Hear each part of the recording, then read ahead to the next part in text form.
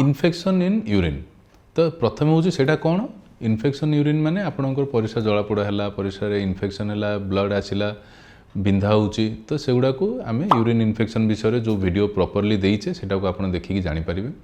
urine रे जति infection होची सेटा आपणकर यूरेथ्रा रे पारे जोटा कि यूरेथ्राइटिस कहब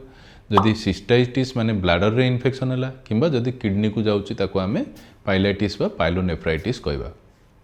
मोस्ट कॉमनली यूरिन इन्फेक्शन होता है ई कोलाई बोली गोटे बैक्टेरिया पे ई कोलाई रो गोटे फिम्ब्रिया बा पिलाई थाए जोटा कि ब्लाडर रो म्यूकोजा रे अटैच होकर रही जाए जहाँफल कि बैक्टेरिया भितर को पशि थाए आउ बाहर को बाहर न थाए बढ़ी बढ़ी चल थाए तो क्रानबेरी कौन क्रानबेरी हूँ गोटे टाइप रो कोली जोटा कि तार जूस थाए से तार जो केमिकल कंपोजिशन थाए सेटा को प्रोएंथोसियानिडिन बा PAC बोली कहते प्रोएंथोसियानिडिन रो काम कौन होची सेटा आपणकर बैक्टेरिया जो ब्लाडर वाल रे फिक्स हेबार सेटा को सी बंद करता है